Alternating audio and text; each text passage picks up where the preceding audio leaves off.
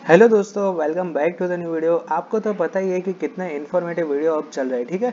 तो आज मैं कुछ गोल्डन रूल इन इंजीनियरिंग लेके आया हूँ और इसमें मैंने नीचे लिखा है कि इंग्लिश। अब यहाँ पे ये वीडियो में क्या डिस्कशन होने वाला है उसकी सबसे पहले मैं गाइडलाइन दे दूँ कि इंजीनियरिंग में आपको सबसे ज्यादा इंपॉर्टेंट क्या आएगा, आपको कहाँ पे सबसे ज्यादा फोकस करना पड़ेगा, कौन से आपके पॉजिटिव पॉइंट होंगे, कौन से आपके नेगेटिव पॉइंट होंगे, ये सब कुछ हम आज के वीडियो में डिस्कस करने वाले हैं। तो वीडियो को लास्ट तक जरूर से देखिएगा और अगर वीडियो पसंद आया है तो पसंद आता है देन डेफिनेटली वीडियो को लाइक जरूर से कर देना, ठीक है।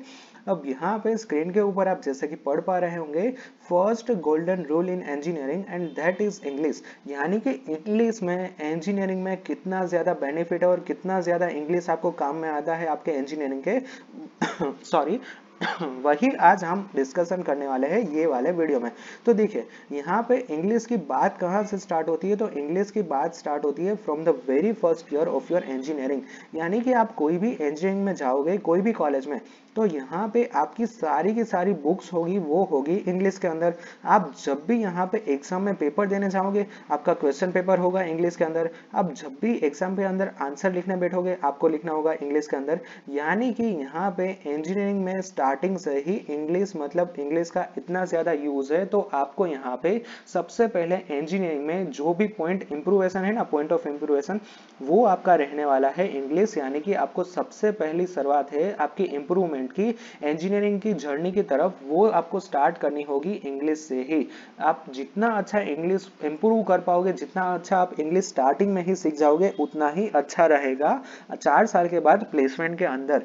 अब यहाँ पे मान लीजिए कि कोई स्टूडेंट यहाँ पे मजाक करने जाता है और वो मुझे ऐसा बोलता है कि देखिए भैया आप ये बोल रहे हो तो सही बात है, बट यहाँ पे मैं तो 4 साल के बाद मैं तो जाने वाला हूँ आईआईटी दिल्ली के अंदर, मैं कंप्यूटर में मास्टर करूंगा और मैं तो अच्छे से गेट पढ़ लूंगा। तो देख दोस्त, यहाँ पे आपकी जो गेट एग्जाम होगी ना वो गेट एग्जाम भी इंग्लिश में होगी और एट दी एंड आपने 4 साल निकाल लिए और 2 साल मान लीजिए कि आपने किसी भी तरह से आईआईटी दिल्ली में मास्टर भी कर लिया ना, बट आईआईटी दिल्ली में भी यहाँ पे आपका प्लेसमेंट इंग्लिश में ही होगा, आपकी एग्जाम इंग्लिश में होगी, आपका सारा का सारा पूरा कोर्स इंग्लिश में ही होगा। तो आप ना छूट के कहीं पर भी जाओ इंग्लिश तो वहां पे रहने वाला ही है। तो यहाँ पे मैंने सबसे पहले ये वीडियो के टॉपिक में मैंने स्टार्टिंग किया है what is the important of the English. Now the second thing कि इंग्लिश इंप्रूव कैसे करें, तो यहाँ पे मैं इतना ज्यादा लंबा चौड़ा लेक्चर नहीं देना चाहता, वीडियो शॉर्ट रहे इसीलिए। तो मेरी यहाँ पे सजेशन ये रहेगी कि ऑन माय यूट्यूब चैनल मैंने हाल ही में पिछले 1-2 दिन पहले ही मैंने इस तरह से एक वीडियो डाला था कि how to improve your English, English किस तरह से इम्प्रूव कर पाओगे। तो वो वीडियो आप डेफिनेटली चेक करना। मैंने उसमें A to Z आपको इतनी अच्छी तरह से समझाया है और उसमें मैंने ब्रैकेट में ये भी लिखा है 100% रिजल्ट। यानी कि मैं गारंटी के साथ बोल सकता हूँ कि अगर मैंने जिस तरह से पाथ आपको बताया है ना वो फॉलो करोगे तो आप 100% रिजल्ट के साथ इंग्लिश बोलना लिखना सीखना सीख जाओगे इजीली। बट उसके लिए आपको वो वीडियो जरूर से चेक करनी पड़ेगी, ठीक है। थर्ड पॉइंट पे आते हैं कि इंग्लिश का इंपॉर्टेंस क्या है। तो देखिए, और इंग्लिश इतना इंपॉर्टेंट क्या है, थर्ड पॉइंट ये रहेगा। तो देखिए यहाँ पे मान लीजिए कि आप यहाँ पे कंप्यूटर आईटी कंप्यूटर साइंस और कोई भी यहाँ पे मतलब आप ब्रांच में हो, ठीक है। बट यहाँ पे एट दी एंड 4 साल के बाद यहाँ पे आपने XYZ नाम की कंपनी ज्वाइन कर दी है। अब ये XYZ के यहाँ पे आधे से ज्यादा क्लाइंट बैठे हुए यूएसए में, आधे से ज्यादा क्लाइंट बैठे हुए यूके में और बाकी के बचे हुए क्लाइंट्स यहाँ पे बैठे हुए ऑस्ट्रेलिया में और बाकी के थोड़े से क्लाइंट बचे हैं वो बैठे हैं जापान के अंदर। तो यहाँ पे आपके बीच में कम्युनिकेशन तो होगा, यानी कि डेली कॉल्स होंगे, वो आपको ये बताएगा कि मेरी रिक्वायरमेंट ये है, आप मुझे कोडिंग करके ऐसा प्लेटफॉर्म बना दो। ये यहाँ से ऑस्ट्रेलिया से ये बोलेगा कि आप मुझे यहाँ पे चैटबॉट बना दे दो। तो यहाँ पे सभी के सभी बीच में ये जितना भी बन रहा है ना उसमें कॉमन क्या रहेगा, कॉमन एक ही बात रहेगी, ये पूरा ऑर्गेनाइजेशन के ऊपर एक ही बात कॉमन रहेगी और दैट इज योर इंग्लिश। यानी कि आपकी इंग्लिश ही इन सभी में कॉमन रहने वाली है। तो आई होप कि इंग्लिश की इंपॉर्टेंस क्या है और इंग्लिश क्यों इतना ज्यादा इंपॉर्टेंट है वो आज समझ चुके होंगे, क्योंकि आप जहां पे भी जाओगे जो भी काम करोगे ना इंग्लिश में ही आपको बातचीत करनी होगी, क्योंकि आपका क्लाइंट है वो हिंदी नहीं समझ रहा होगा, आपको तो सिर्फ एक ही लैंग्वेज कॉमन रहेगी और वो रहेगी इंग्लिश। तो इसीलिए इंग्लिश का इंपॉर्टेंट आप कहीं पर भी जाओ बहुत ही ज्यादा इंपॉर्टेंट रहने वाला है।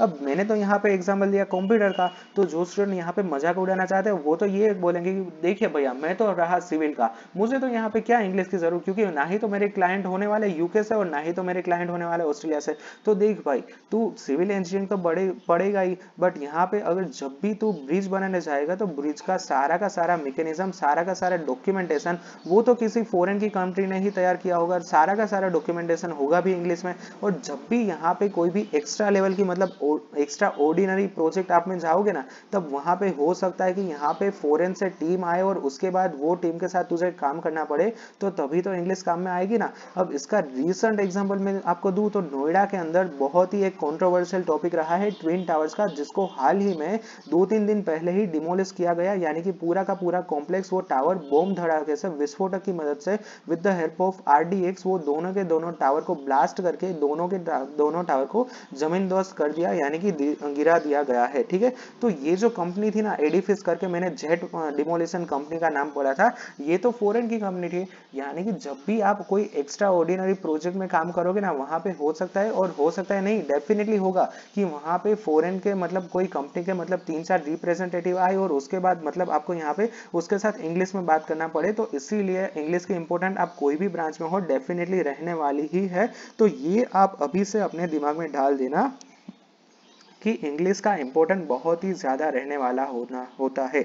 लास्ट में मैं एक ही बात कहना चाहूंगा कि हो सके उतनी जल्दी आप अपनी इंग्लिश की कम्युनिकेशन स्किल बढ़ाते जाओ और उसके बाद सफलता के सक्सेस के स्टेप चढ़ते जाओ। यही मेरा एक आपके लिए एक गोल्डन रूल रहने वाला है। Alright, so that's it for today's video. Thank you very much for watching this video. इसके अलावा मैं यहाँ पे एक ही सजेशन देना चाहता हूँ कि यूट्यूब चैनल पे, और मैं ऊपर ट्राई करूंगा आई बटन में, इस वीडियो का जो ऊपर आई बटन है वहां पे how to improve your English video यहाँ पे लिंक कर दूं, तो वो वीडियो मैं एक रिक्वेस्ट करूंगा as your mentor, as your guidance और एज योर ब्रदर कि वो वीडियो जरूर से देखना। मैं आपको 110% गारंटी देता हूँ कि आप डेफिनेटली अपना इंग्लिश इंप्रूव कर पाओगे। Alright, so thank you very much for watching this video. अगर आपको वीडियो रिलेटेड कुछ भी डाउट है then feel free to ask me in the comment section. Thank you.